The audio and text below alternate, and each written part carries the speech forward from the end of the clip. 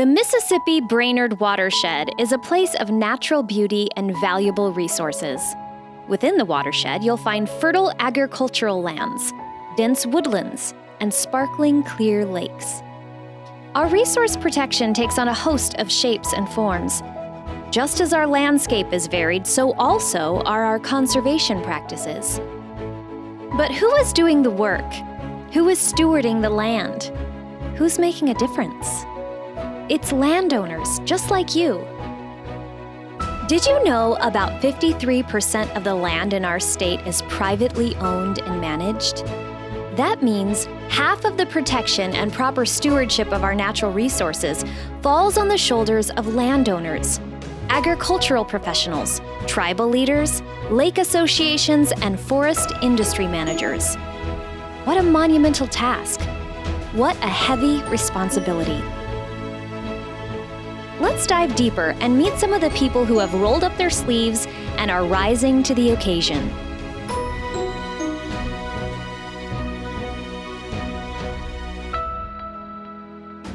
Yeah, we've been here for about 25 years. We own property on Big Swan Lake. And when we first got the property, there was a lot of runoff that came from the road down through towards the lake, and it would run right into the lake, and there was no barrier. So we decided, we worked with Todd County Soil and Water, and we came up with a plan to put a lake buffer area in with native plants, which is this area right here. And we have swamp milkweed in there, we have black-eyed Susan, we have bee balm. The bees love it in there, by the way. And we've been getting a lot more butterflies in here, monarchs, because of this milkweed. So, and it helps the water and erosion, especially in heavy rains, from just going straight into the lake. So we're happy. It was a cost share program through Todd County, and I think it was 80-20. County granted 80% of the cost, and we paid 20. What we like about this property is that not just the native plant and rain garden, we have a lot of wooded areas here, and my goal was to have a place to come to it's quiet. This is a fairly quiet lake, and just come up here and listen to the loons and enjoy the nature. And we've kept as much stuff. We have trees that go all the way along the front of our house up here, and we never wanted to remove them. We wanted to keep it natural. We have wood ducks that nest in there. And my goal is to have less grass, more nature and less grass. And that's one reason we put this in. The Mississippi Brainerd Watershed is located in the heart of our state and spans from Todd County across Morrison, Crow Wing, and into Aitkin County. It includes the towns of Aitkin, Brainerd, and Little Falls. Big Swan Lake is found on the far left of the watershed. Let's move northeast now to a property near Randall that is being managed to encourage wildlife habitat.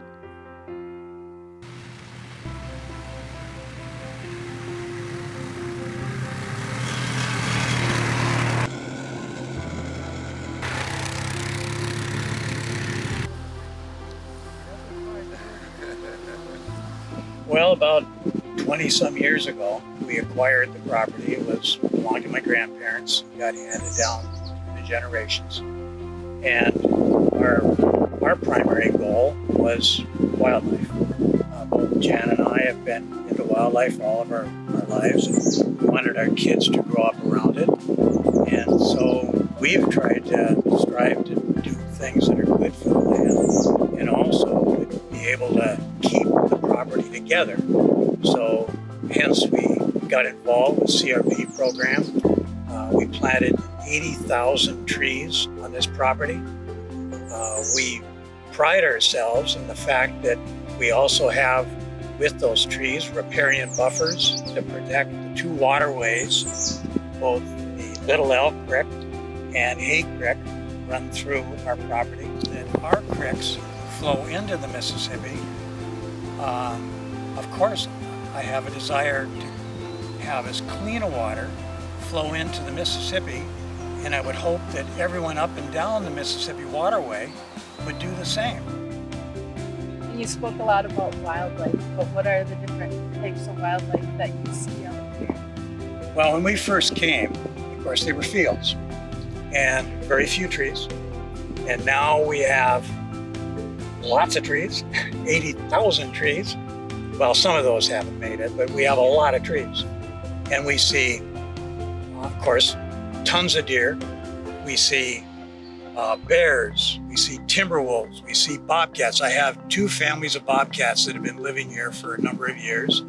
I'll see numerous turkeys. We never saw a turkey, and now we see turkeys all the time. The turkeys are eating in our backyard.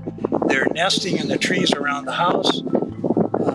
There isn't any. We have a resident silver fox that comes in and scours around the yard to see if there's anything for him to eat. If there's a chipmunk or whatever, a rabbit.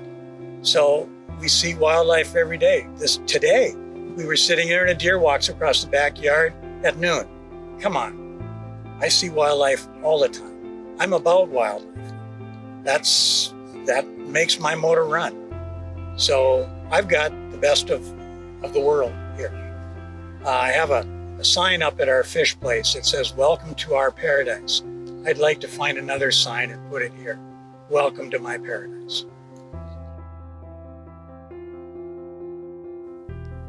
From Randall, we move further east in the watershed to a large-scale project on Serpent Lake, where multiple community entities work together to accomplish water clarity cleanup efforts for the lake.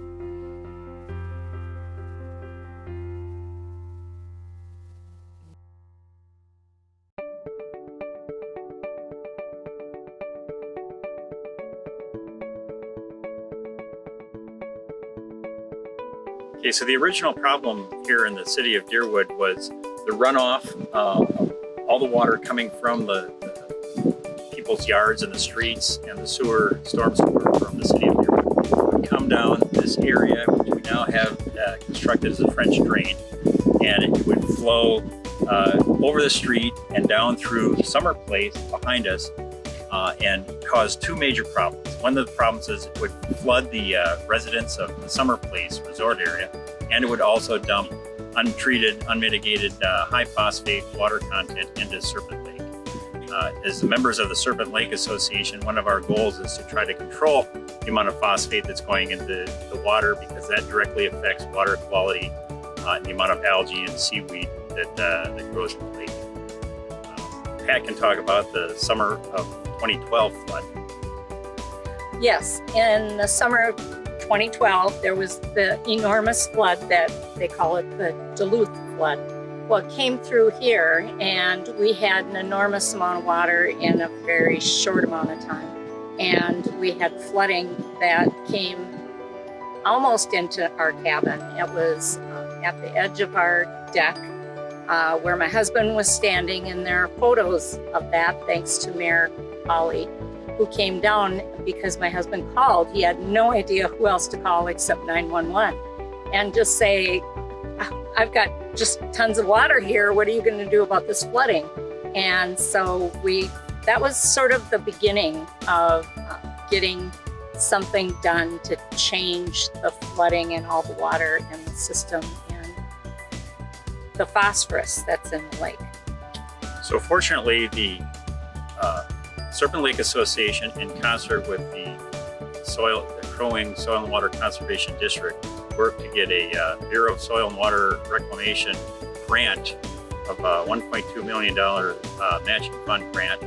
And one of the first activities for that grant was to build this project. You can see the upper end of this project was a French drain installed with many large boulders to allow the water to flow through without causing further erosion. And we can step down and take a look at the next components of this structure that are designed to mitigate this problem. So what you're looking at behind us now is the first place where the water comes after coming down the French drain, after being ducted from the city of Deerwood's storm drain system. The water comes in here, it goes into this basin, and it's primarily sand in the basin. And so the bulk of the water that comes in here will percolate down through the sand into the aquifer, and in the process of going down, it joins the aquifer and becomes purified in that manner. There's also overflow pipes so that when we get a rain event that's over maybe 1.5 to 3 inches, water will actually flow from that primary collect basin, unable to percolate at the rate coming in, and will go into the secondary iron filings technology basin, which we'll talk about later.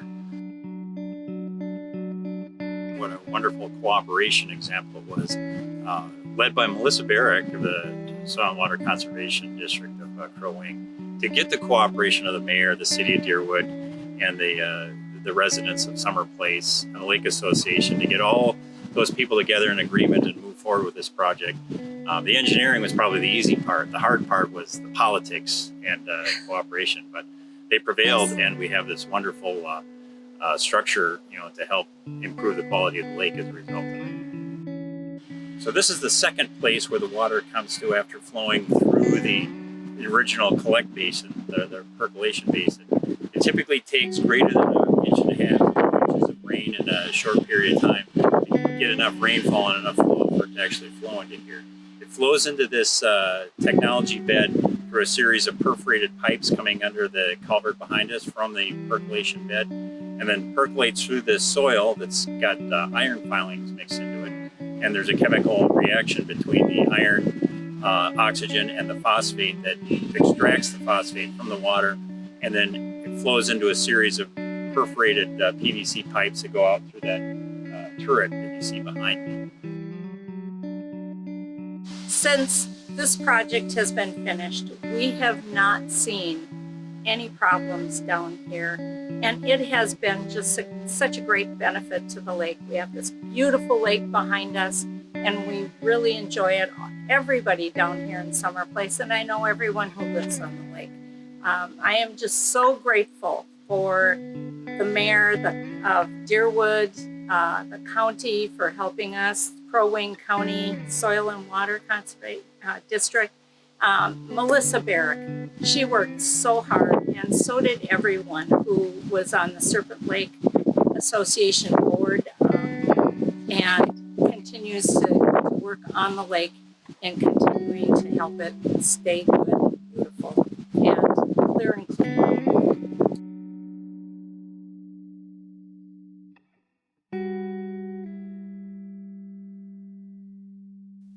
From the shores of Serpent Lake, we skip back to another shoreline, the opposite shoreline of Big Swan Lake, where we started our journey. Here we find out about the efforts of two neighboring farms working to keep agricultural stormwater runoff from entering the lake. Lois and John worked on their farm property in collaboration with the Swan Lake Association and Todd SWCD to protect and enhance the quality of water entering nearby Schwanke Creek, which then flows into Swan Lake.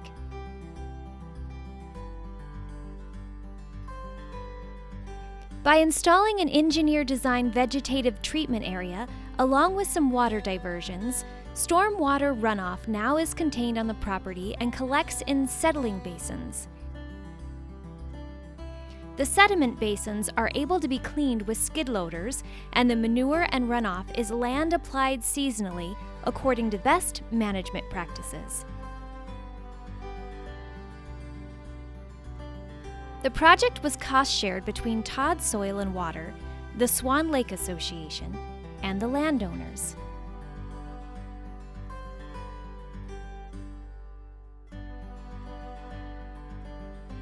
Well, the soil and water did most of it. We had after the original project was done, we had to come back in and we had to put a tile line in because we were getting too much erosion on the hill. We had to put a big tile line coming down, put a brim up there and stuff like that. We did that like the following year. You have to kind of fine tune these projects as they go because every situation is unique and you don't know until you have it how it's going to work in your system and the exact nature of the, the physical ground, You really don't know. It's like a lot of things until you're actually in it a while. And now things seem to be working pretty well. We don't have those problems anymore. I mean, the system in place seems to be working. It's different, of course. Before all that water up the hill and run right by the grain bed area now comes all off to the side. So it's diverted. With the runoff diverted and contained, the property now reduces soil erosion and captures the high phosphorus agricultural waste.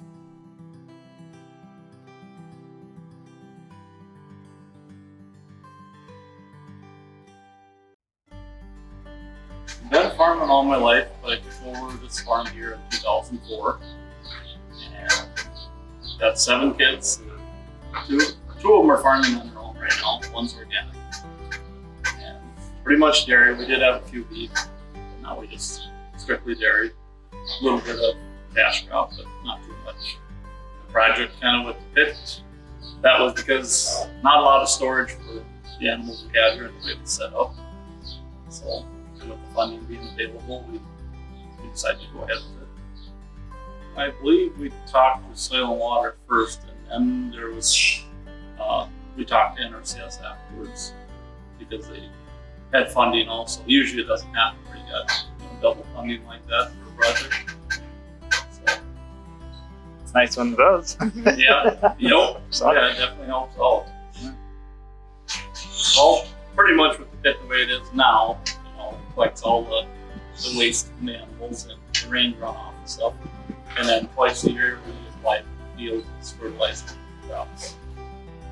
So basically with the pit going in, it would benefit the Swan Lake. So Swan Lake donated money to the project also. Them also. So it's actually, like I said, a triple donation to the project.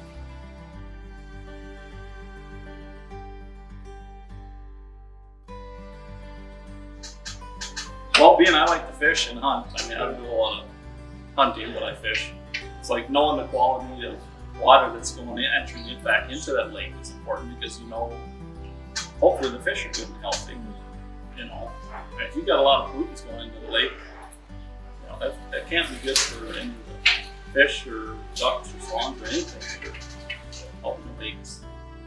Well, it's no different than the dairy end of it. I mean, when I send a sample into the lab, it's straight from the cow. It's not diluted or anything. So I know what's going into that tank. To me, it's no different than the lake. You hope to know, for the most part, at least on our end of it, what kind of water is going back into the lake. I'm the chairman of the Big Swan. We have a lake association, and then we have the LID. The LID is a lake improvement district through the county that every property owner is taxed equally, and that money is used for lake improvement. So Big Swan Lake was listed as an impaired water, which allowed the Minnesota Pollution Control Agency to do what's called a TMDL report on our lake, measuring the dissolved solids in the lake. And one of the issues with our lake is the inlets that we have a high amount of phosphorus. Each year we've sprayed for curly leaf pondweed treatment because we have quite a bit of that in the lake. We've also worked with the local farmers and provided about $25,000 for their manure improvements to stop the runoff into the lake. We've done walleye stocking. We've done repairs to shorelines, putting riprap in on properties and other items that bring phosphorus and other chemicals into the lake. With the testing that we've done, we've had a lab come in and test our water quality almost every year, several times for the past 15 years, and we've seen the clarity of the water improve. By being involved in the lake, it's helped me to meet more people on the lake, and it's kind of fun to create an excitement with getting people involved in wanting to improve their shorelines and put in the habitat. Leaving Swan Lake, we now travel over 150 miles east to Lone Lake in Aitkin County.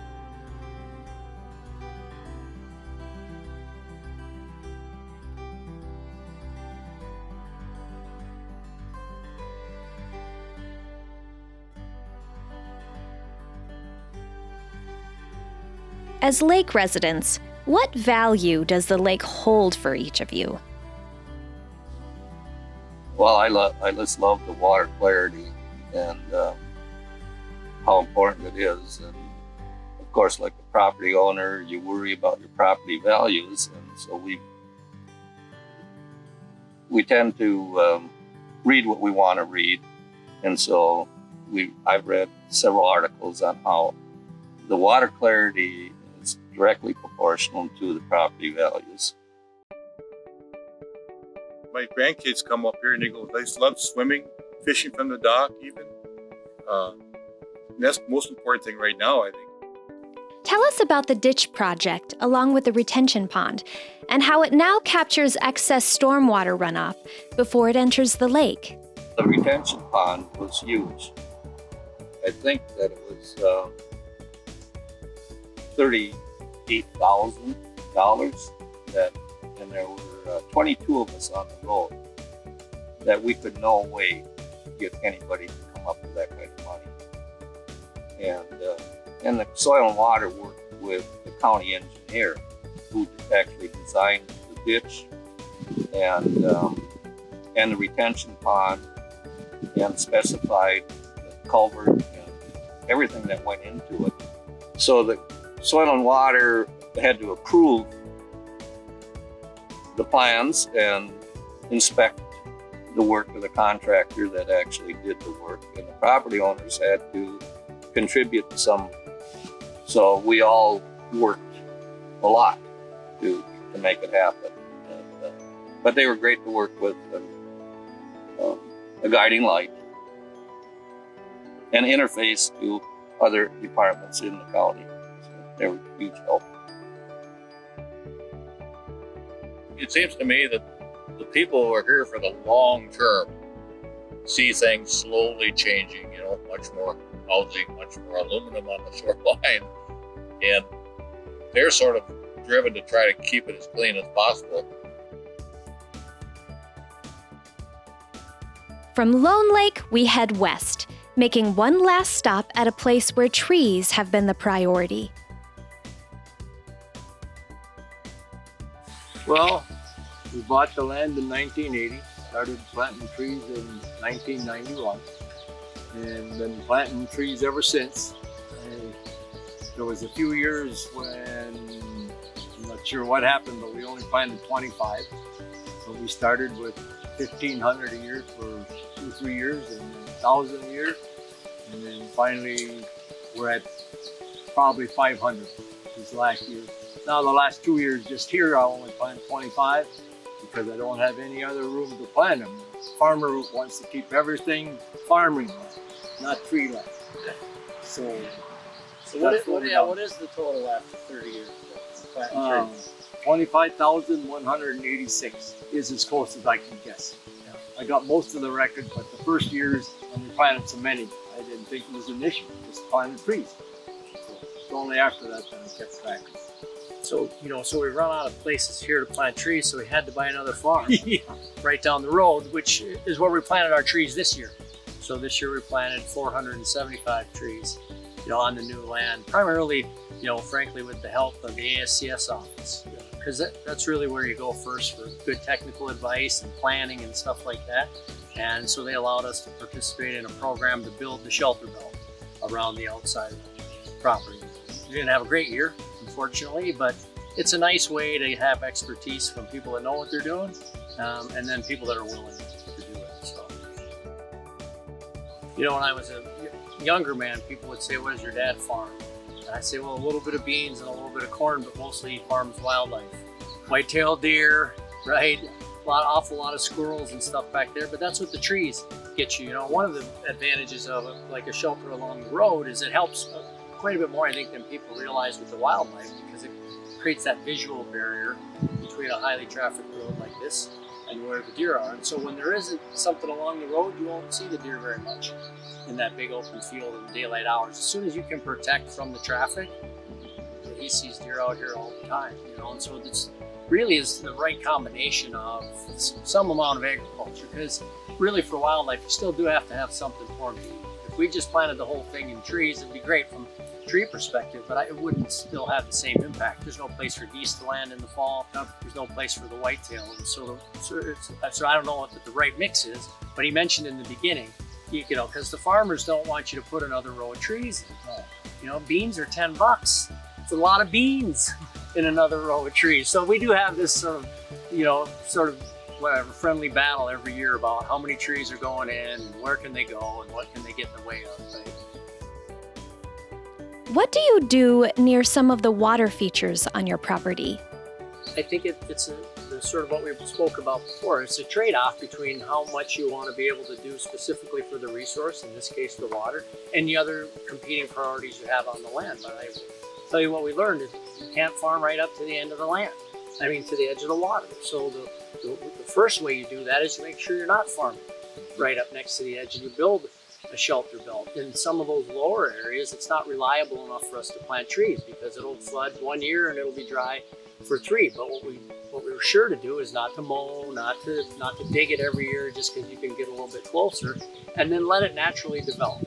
And so the best thing that can happen, frankly, in this trade-off between agriculture and conservation is to get some natural trees to grow up a couple of years when the farm guy isn't paying attention, and then he can't really dig it up anymore. So like you mentioned, the big place there's areas where we could try to get right up next to the edge of the water, but there's no reason to, because it doesn't do you any good. I mean, really, that we joked about it, but you don't need that last little patch of corn or beans when you know what it does for the conservation. We actually learned this over at the lake place when the DNR had come out and said, try if you can help it. Don't mow right to the water's edge. Let the natural grasses grow up. And so we used to have a lot that was clean right up to the water's edge. And now we just have our little spot for the dock and a place for swimming, and we've let it all grow up to grass and reeds, and some natural ash trees have come up in there. But I think the point is it has to be a conscious effort. If you're not thinking about protecting it as a natural resource, then you're likely to have some other competing priority. That's the interesting thing I think about conservation. When you first start, you think it's not going to work. Even some people who say to us, I don't know why you're planting those trees, look at it, they're going to die this year. But if you don't take the first step and stay at it, you're never going to get to the point where you can look out and see what 15-year-old trees look like. And what we've noticed is you pay really close attention in the beginning for a couple of years to whatever project you're on, whether it's the pond or the trees, and you see little tiny improvement, and you sometimes can be discouraged. And then one day it's 10 years later and you think, well, look how that turned out. Look how tall those trees are. Have any of these stories inspired you to think about what could be on your property? It doesn't matter what type of landowner you are. There are a variety of ways to improve upon the land. Your local SWCD is prepared to assist landowners with a host of conservation practices, many of which can include cost-share resources. Why not reach out to them today? Together, we can accomplish a lot for the good of the land.